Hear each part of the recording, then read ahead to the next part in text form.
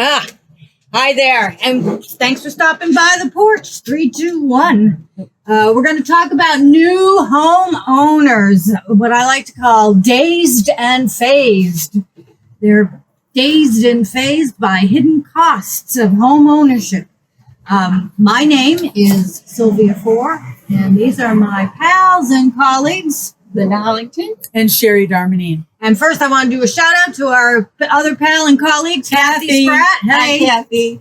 And we are on the beautiful Space Coast of the U.S. of A. in Brevard County in Melbourne, Florida, on the porch. And it's a beautiful day today. Oh, it's gorgeous. It's just a beautiful weather day. Perfect. Yep. So, what happens to first-time home buyers? There's a lot of expenses in buying a home, and many just seem to be caught unawares about all the expenses. So we're going to try and, chip away at this iceberg that seems to be developing. Now, Realtor.com reports that about 44% of homeowners said that they didn't realize other costs. And those costs can include, ladies, home inspection, document fees, property taxes, home insurance, and title fees. Now, don't glaze over. These are important things. So we're going to touch on that. So, Linda, what about... Yeah. If this is your first time buying a house or your first time in Florida, or you haven't bought in a few years, how could you possibly know what all your fees are going to be? You can't. There's really no way to expect yourself. So you don't need to feel like, well, I'm not really ignorant. But I know you can look at a lot of things online and things like that. But I really do hope that you buyers out there will consider consulting with a realtor, because there's a whole lot of things that bring red flags to us that you will never think of. So first of all, I want to say that. And then Sylvia's already pointed out some of the costs that you may not think about and may not know about, which is pretty typical, really. You don't do this every day, so why would you? Number one is you're going to have a moving expense. Either way, whether you're selling or buying, you're going to have a moving expense. She mentioned home inspections, and there could be more than one inspection. Right. You do a general home inspection. You could have a septic tank that needs inspected, a roof that needs inspected, a pool that needs inspected, termite inspection, and they could go on and on and on. And there could be a follow-up inspection. That could be, So you're going to have those fees. Document fees, you're going to have fees with your lender, you're going to have fees for the transaction. Home insurance, big deal, real big deal in Florida. We're talking hurricanes and floods and, lots of sunshine. Yep. So home insurance is big. Title fees, that's part of the transaction fees. Utilities, survey, and you're going to have closing costs on both sides, on the financing and on the transaction. People get confused with that. They see one thing, they think that's it, or they see the other and they think that's it. But that's on both sides. Mm-hmm. So make sure you see both of those sides. And, unlike most big ticket items, when you buy something super expensive, you pay the sales tax as well as the purchase price. When you're buying a home, however, there are additional costs involved that are not necessarily upfront. In other words, they're not going to say, automatically you're going to pay 6% sales tax. There are other costs involved, as we've mentioned. Okay. Many first-time home buyers don't realize this.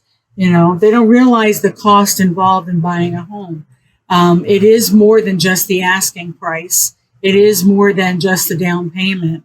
There are closing fees that are involved. Those additional costs, obviously, the buyer would have to bear for the most part at the closing. So, yeah.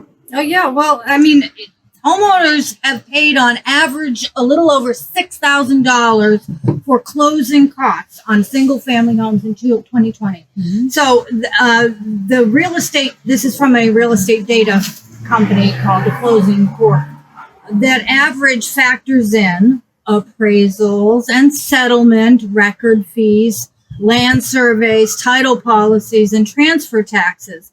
It does not include home inspections. And as we said, there could be multiple home inspections, property taxes, home insurance, and those really costly moving moving expenses. Yeah.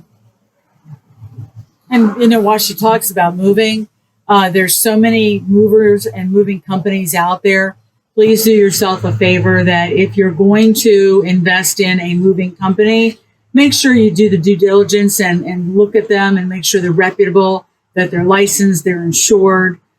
Check them out on the Better Business Bureau. Make sure they have no complaints. Oftentimes I hear so many horror stories in reference to moving, especially dealing with commercialized movers. Hopefully you'll find one that meets your needs Yeah. at a price that you can afford. So I just really suggest that with your lender, you ask them for an estimate on the closings so that you know what it's going to cost. Let's say your high price is going to be $400K, $400,000. Ask them if they can give you something for that. Just an estimate of some sort so that you have a picture. Tell them you just want a little picture of that. And your realtor should provide something like that for you. You really shouldn't have to ask either when you first start talking about looking. You could go with your highest number and get something from that. Then you know if the house is less than that, the closing costs will probably be less. If it's more, it's probably going to be more. But definitely you should have one before you put your offer in. Right. When I'm doing one for my buyers, Right. it's going to be a general estimate. Yeah. It's an They estimated need net to go sheet. to their lender when we're getting to the push comes to shove, and For the lenders, getting, For the getting lenders, a yeah. much more Well, accurate number. the lender has to give you a breakdown anyway once you apply Right. as far as what the loan is going to cost. And then those are the lender ones. And those are the And lender's then fees. you have your transaction fees. Yeah. Right. And then that comes from title. And, as realtors, we can always get you a title estimated net sheet, Right. but between 2 and 5% of the loan value is typically what the costs are that are incurred on an average. Okay. For people that are, as I said before, for people that are looking to buy their first home, it's your largest investment in your lifetime. And we've had many videos before where we've talked about surveys and inspections and appraisals and things like that. Think about this as your only purchase ever. It's 4 times the amount of an automobile, or 3 times the amount, whatever. But it's a huge purchase and the largest purchase you'll ever make. You want to make sure you're getting what you pay for, that you're getting the property in the condition that you expect, and you're getting it for a price that is reasonable and comfortable for you to make payments with. So as a first-time home buyer, make sure you ask your questions. The realtors, we don't mind. That's what we're here for. We're here to try to make it as simple and, phase by phase clarity as possible so that you know exactly what you're getting into. All right.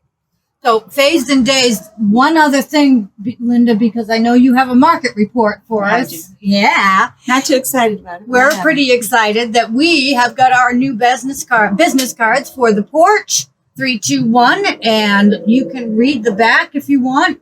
Let them know we'll be sending them out. Okay. Yeah, we'll be sending them out just to remind you that we like to have these informative chats with you.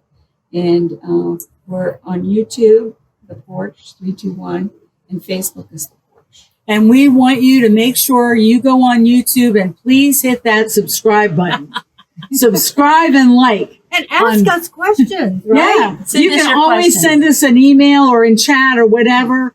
And we'll be more than happy to either have it out for the next week, or we can answer you directly, Right. The either one. email is theporch321@gmail.com if you'd like to send us a Can't be any question. easier. No. Yeah.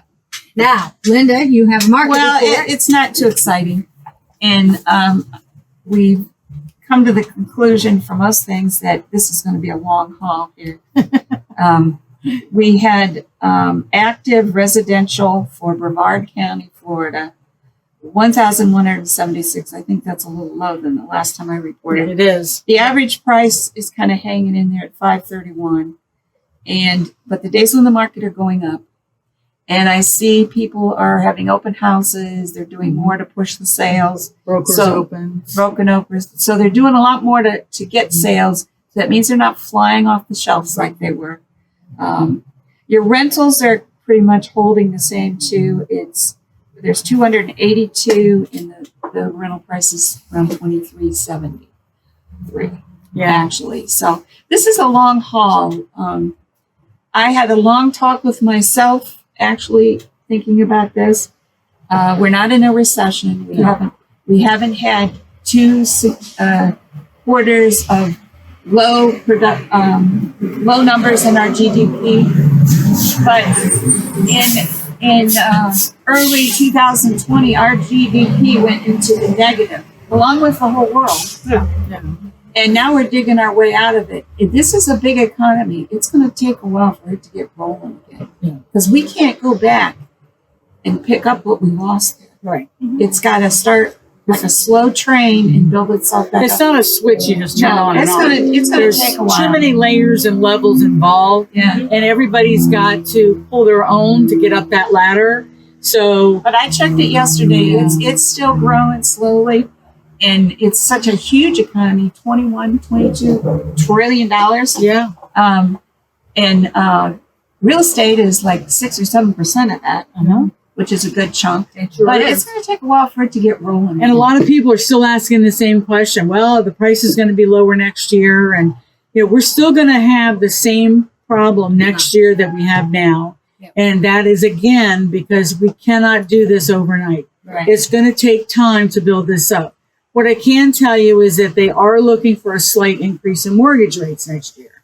So if that helps you any, then great. But as far as all of a sudden we're getting 3,000 listings on the market because it's January, that's not going to happen.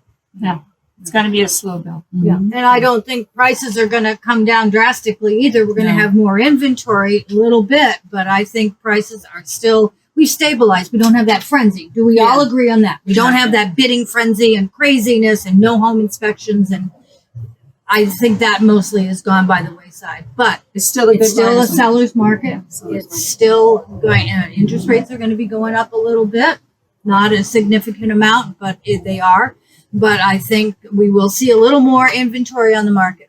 So that is the way things stand on the porch. 3, 2, 1. Anything else, ladies? No, just please make sure, because I like to say this, hit that subscribe button on YouTube and like us on Facebook. Thanks for stopping by the porch. 3, 2, 1. Bye. Bye-bye.